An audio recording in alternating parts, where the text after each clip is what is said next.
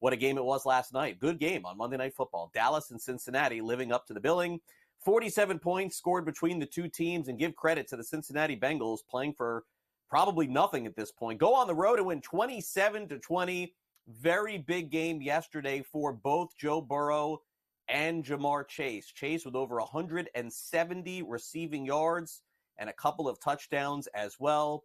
Burrow has had an MVP-type season, unfortunately, playing for a team that looks like they'll finish under 500 at the end of the year. But needless to say, Burrow feels good about the performance. He told reporters post-game they're still alive in this thing until they tell him they're not.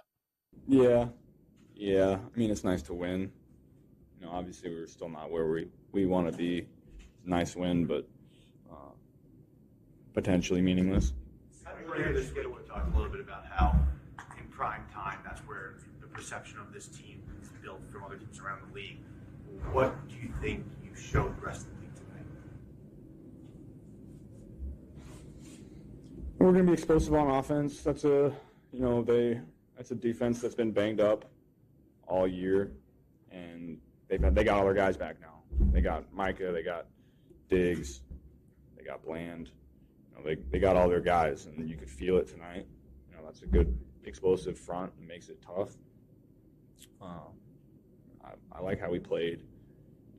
We got to finish a couple of those drives in the end zone where we kicked a couple field goals. That was disappointing. So we left some out there, but nice to get a win.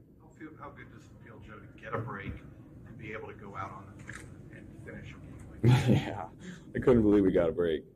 That was crazy the way that happened.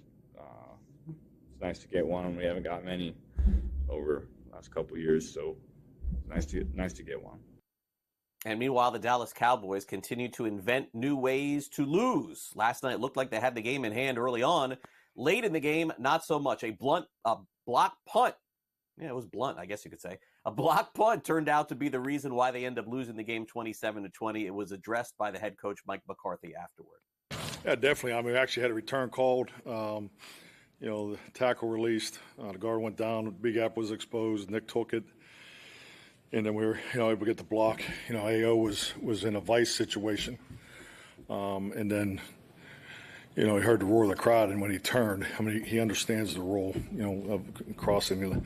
Once the ball crosses the line, his response was when he turned, when he heard the crowd, the ball was there, and he reacted to it. So, obviously, a big play in the game.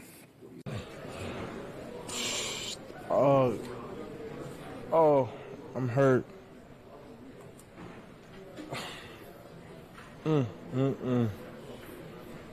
Man, I won't wish this on anybody.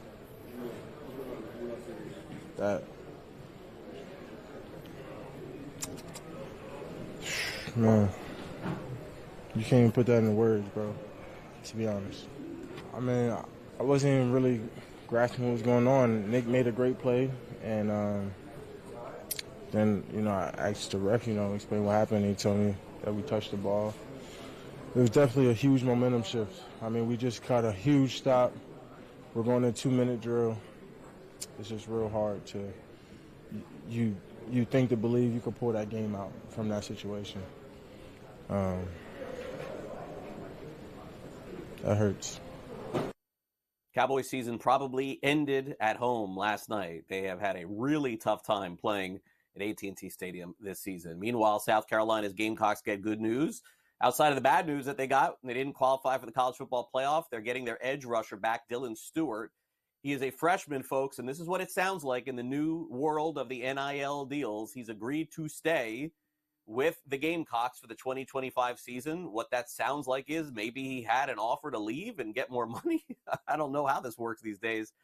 He's supposed to receive between $1 million and $1.5 million to stay. Again, college football contracts. This is the new world that we are living in. Also, the Heisman Trophy Award is upon us here. It looks like Travis Hunter is going to win. He's the overwhelming favorite. He's minus 400. They announced the finalists yesterday. It's going to be Hunter, Dylan Gabriel, Ashton Genty, running back on Boise State, and Miami's Cam Ward. Those are the finalists. Meanwhile, Michigan defensive tackle Mason Graham has entered the NFL draft. He's supposed to be a first-round pick, maybe all the way at the top in the 2025 NFL Draft. Bill Belichick, meanwhile, doing more than flirting with the University of North Carolina, was asked on the Pat McAfee show yesterday if he's going to take the job. He said he's had some good conversations and kept saying, we'll see. So we will all see along with him. And Tyler Van Dyke is transferring again from Miami to Wisconsin and now somewhere else. He's entering the transfer portal. He has another year of eligibility remaining. Meanwhile, Duke quarterback Malik Murphy is entering the transfer portal as well. He had a school record 26 touchdown passes. Duke was 9-3. He's probably going to be one of the most polished players at quarterback in the portal and probably the highest paid player too. Dylan Raiola has rebuffed rumors that he's leaving Nebraska. He says he's all in. He's going back to the Cornhuskers next year. And former Auburn head coach Brian Harsin is going to become the new offensive coordinator at the University of California. Meanwhile, some sad news for this poor young guy in the NFL, running back Jonathan Brooks on the Carolina Panthers. He tore his ACL again. This is the second time in 2 years.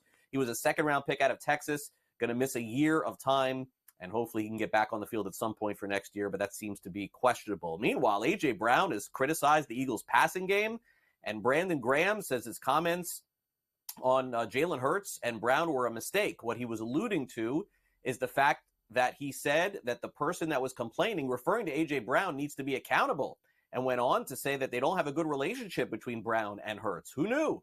Either way, he followed up with an apology and said that he just wants to win and didn't put things in a good light. But now we know the relationship is out there between A.J. Brown and Jalen Hurts. Not a great job there. The Las Vegas Raiders probably going to have a new quarterback this week. Aiden O'Connell has a bone bruise. His timeline remains unclear to return to action.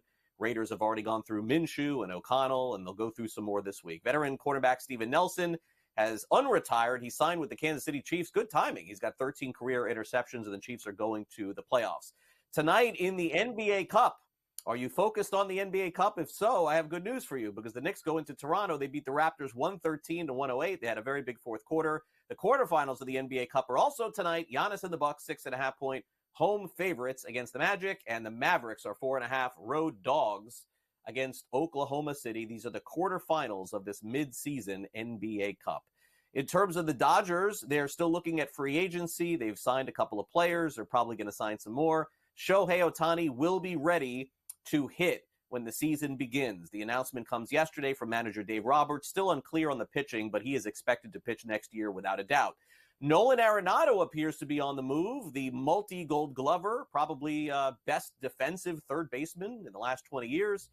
They're exploring a trade with him right now. He's 33 years old. He's owed $27 million in 2 years from now, $32 million this year, $15 million in 2028. So they're going to have to find a trade partner and maybe eat some money as well. Jordan Romano, closer of the Toronto Blue Jays, has signed a one-year deal with the Philadelphia Phillies. $8.5 million is the contract there, and Terry Francona says he's ready to go. He's going to be manager of the Cincinnati Reds, he told reporters yesterday in Dallas at the winter meetings. In terms of some sports betting news, BetMGM has hired away Rocket Mortgage executive Casey Hurbis as their new chief marketing officer. Also, there is a woman involved in a lawsuit. Get this.